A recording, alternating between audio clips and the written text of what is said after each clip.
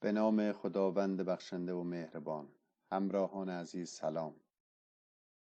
مباحث این دوره را ادامه می دهیم با موضوع علل حرف ناشنوی فرزندان. یکی دیگر از علل و عوامل حرف ناشنوی فرزندان دعواها و مشاجرات پدرها و مادرها در حضور فرزندان است. وقتی پدر و مادر دعوا می کنند چه اتفاقی می افتد؟ از اعتبار خود در نزد فرزندان می کاهند. بدین ترتیب وضعیتی را برای آنها فراهم می کنند که کمتر به حرف آنها گوش می دهند.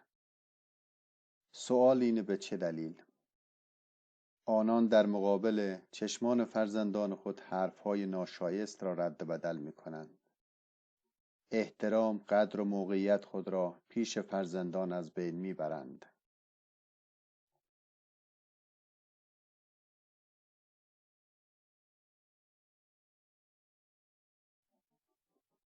پس اگر لازمه حرف شنوی آن است که آدمی برای فرماندهنده عزت و احترام قائل باشد، ولی با از بین رفتن حرمت والدین دیگر چنین ضرورتی از ناحیه فرزندان احساس نمی شود. علاوه بر این، والدین در چنین حالاتی به لجبازی با یکدیگر روی می آورند و به نافرمانی از هم مبادرت می کنند و بعضی وقتا این دعواها تمامی ندارد. دقت کنیم، در این زمان پدرها و مادرهای عزیز عملاً درس نافرمانی را به فرزندان خویش یاد می دهند. از جزا و کیفر کردار خود غافل مشو، در زمستان هرچه کشتی در بهار آید برون. اجازه بدید نکته‌های پایانی را عرض کنیم. برای تربیت فرزندان حرف شنو، اتحاد شما پدرها و مادرها لازم است. برای حفظ آرامش خانواده گذشت داشته باشید و رفتارتان را کنترل کنید.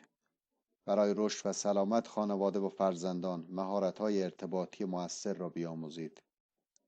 کشمکش‌ها و مخالفت‌ها بخشی از زندگی مشترک است، اما مهم این است که چگونه آنها را مدیریت کنیم تا کمترین تأثیر منفی را داشته باشد و فرزندان ما آسیب نبینند. از همراهیتون متشکریم. شاد و سربلند باشید.